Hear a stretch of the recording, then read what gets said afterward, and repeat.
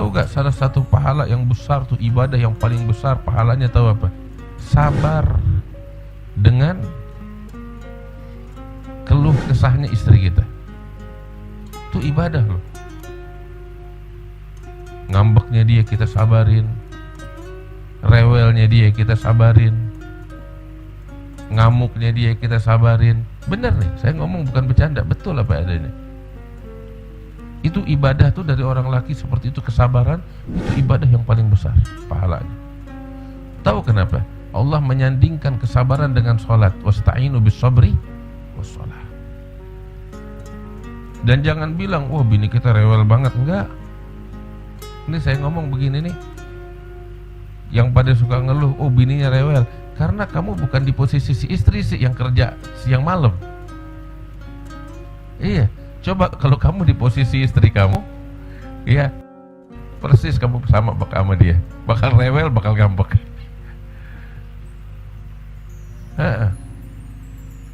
Artinya kita saling memaklumi. Makanya tuh yang paling nikmat, yang paling indah ketika kita ngelihat pola hidupnya Rasul Sallallahu Alaihi Wasallam bersama istri dan keluarga.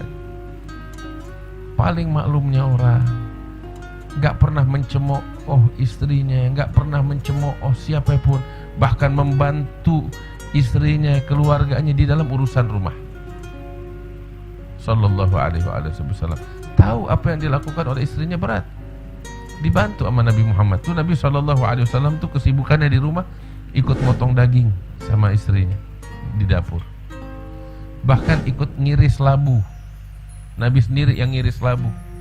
Sampai Sayyidina Anas bin Malik masuk ke rumah tuh, ngelihat Nabi lagi ngiris labu. Tanya, ya Rasulullah, apa yang kamu lakukan? Nabi nggak bilang saya lagi bantu istri, enggak, saya lagi motong labu supaya masakannya banyak labunya, kata Rasulullah. Nukatsir bihi ta'amana, kami banyakkan labu di dalam masakannya kami. Allahumma shalli alaihi. Terus ketika duduk sama istrinya tiap malam tuh, hampir tiap malam beliau habis sholat isya tuh duduk sama istri-istrinya rame-rame, ngobrol dengan mereka, menghibur mereka. Hiburan, Nabi kasih hiburan bakal pasangannya.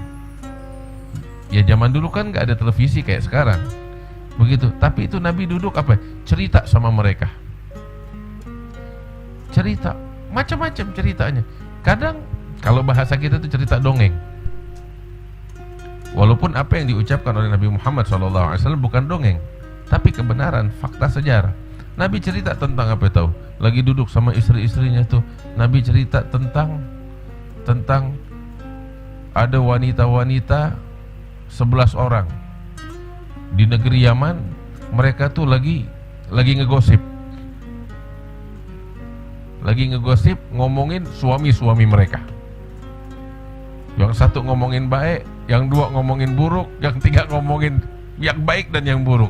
Begitu. Itu 9-nya cerita tentang pasangannya masing-masing. Itu kejadian terjadi di Yaman. Nabi cerita bakal istrinya, bakal istri-istrinya. Sampai dikenal hadis Ummu Zara. Kisahnya Ummu Zara. Itu kan hiburan. Ibaratnya tuh kalau kayak gitu tuh sinetron. Zaman sekarang sinetron, kalau zaman dulu tuh saya masih kecil masih dengan radio. Ya. Terus kadang cerita tentang hadis khurafah. Nabi bilang, tahu gak kalian siapa itu khurafah? Khurafah itu nama laki-laki, dia diculik sama jin, katanya Rasulullah.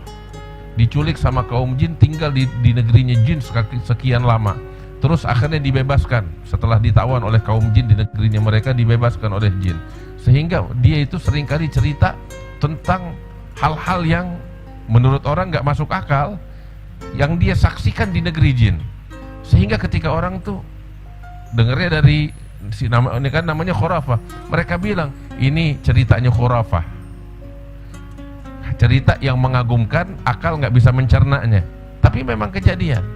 Makanya itu kita suka dengar kalimat khurafat. Nah itu dia maksudnya, hadits khurafah. Ini kan apa? Film horor. Itu Nabi cerita sama istri-istrinya, menghibur mereka. Kalau zaman dulu tuh, kayak masih kecil tuh suka dengar radio namanya ceritanya Mak Lampir.